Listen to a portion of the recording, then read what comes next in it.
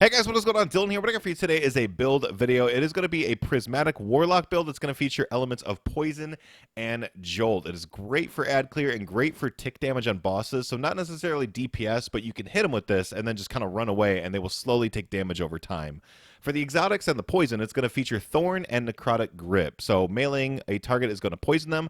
This does extend to Arcane Needle as well as Lightning Surge and even Song of Flame. You will see when I'm using Song of Flame, we're going to be applying poison damage as well. You'll see like the green kind of plumes pop up from that. But you can see here as enemies are spawning in, because the boss is jolted, he is currently jolting enemies that are just now spawning.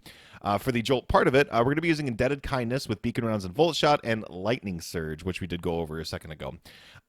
And so when I initially did this build, I just had the intention of doing an ad clear build with poison and then the slides because I love those types of builds. Like I love ability heavy builds.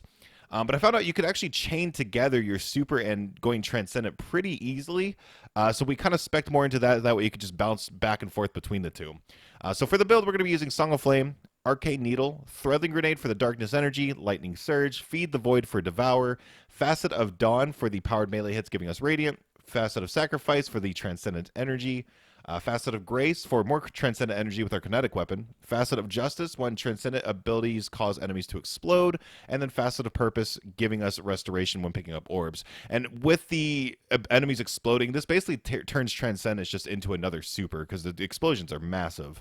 And so what it looks like is this: 3 Arcane Needles, which results in 3 Lightning Surges. Pair that with Necrotic Grips, Facet of Dawn, and Feed the Void, and we got Poison, Jolt, Amplified Radiant, and Devour, all from one melee hit. And not to mention when you're getting those hits, you're also picking up Orbs of Power as well, which is also giving you Restoration, but I didn't include that because that doesn't actually come from the melee. For the mods, I would recommend Hands-On, Kinetic Siphon, Momentum Transfer, Outreach, and Invigoration.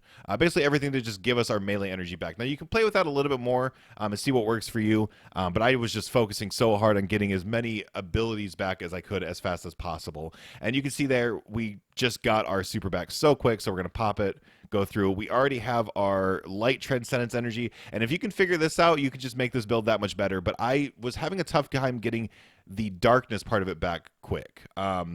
I see that's normally where I get it, is about halfway, and then I have to kind of pop out my thorn or something to get a little bit more energy. Now I do get energy back with my actual lightning surge, because while we have that light buff, which is going to be Devour, Radiant, any of those, ability final kills will give us energy as well. But it just isn't really a ton. So here we're going to pull out a Strand Power Weapon. Now, for the heavy weapon, I said Power Weapon. For the heavy weapon, it doesn't really matter, but I probably would recommend something Stasis or Strand just for the extra darkness energy to go Transcendent. Pop that. Now watch, just pay attention in the bottom left here. Pay attention to the actual super bar and how quickly that's about to go up. Hands-on. Now, you could go 3 hands-on if you wanted, and that would be even more Transcendent energy, but, you know, that. So you can get with Solipsism, you can also get Necrotic on that as well. You could pair that with Claw, which is an extra melee charge, or Syntheseps, which is extra damage. I don't know if that poison extends with Syntheseps. Like, I don't know if it's more poison damage. I doubt it. It's probably just the initial melee. Or if you want the survivability, you can forget Necrotic altogether and go with something like Assassin. But just to make you guys aware that you can get on the exotic class item, you can get Necrotic as well if you want to try to test out some combinations. And then so here I'm just gonna damage this ogre and just let the jolt and the poison just tick away at his health. And I mean, you can see that's pretty damn good damage. And then as enemies were spawning in around him, the jolt was actually killing them as well as they were spawning in. So does pretty decent damage. It's obviously not a DPS thing, more of a total overall damage thing, but you know, passive damage in the background is not always, it's not a bad thing at all.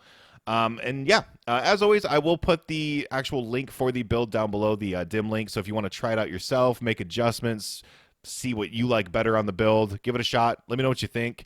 And yeah, I think that's all we got for you. So leave a like, comment, and I will talk to you guys later. Love y'all. Goodbye.